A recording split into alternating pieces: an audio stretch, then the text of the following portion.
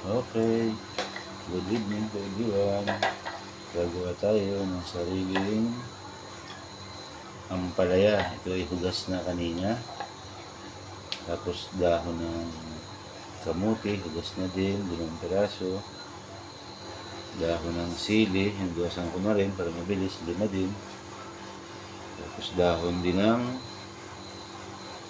saluyot. And then, dahon ng malunggay, pang 5. Ito po ang tinatawag na 5 Power Herbal. Para po siya ay medyo masarap, nilagyan ko na rin ng hinog na saba. Hindi po siya nilaga, hinog lang. Para matanggal yung lasa ng mga gulay na hilaw. At ito po ay napakaganda sa kalusugan. Okay. Tapos, pwede ko po siyang lagyan ng kaunti pang honey. Honey from Australia.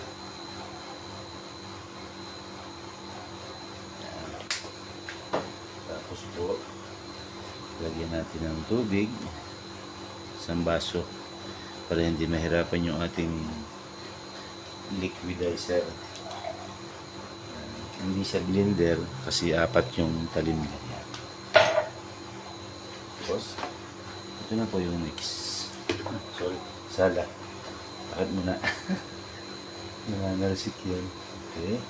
Then, ilagay natin yung motor.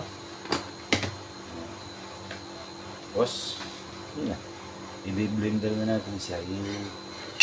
I-liquidize na natin siya. Ayan po.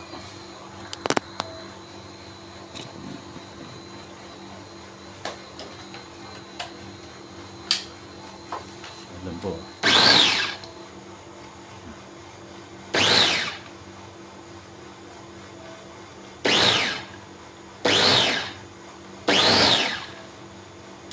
Para madurog muna.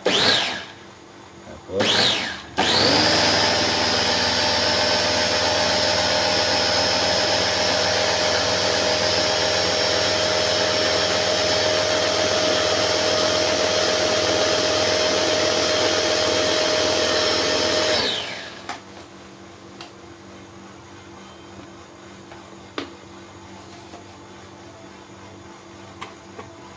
tapos na.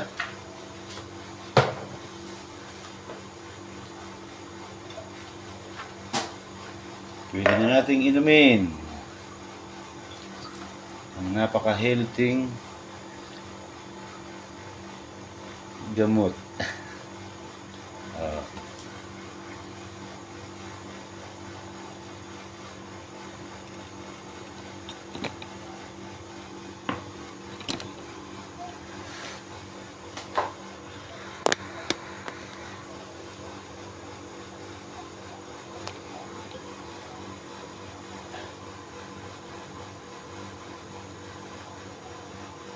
Sarap.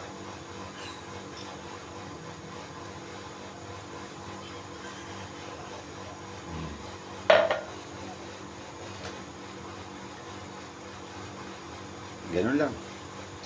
Nakapanggawa ka na ng sarili mong gamot na herbal. Marami na siyang sakit na pwedeng matanggal. Okay po. Sana ay gayahin nyo. At maganda sa katawan.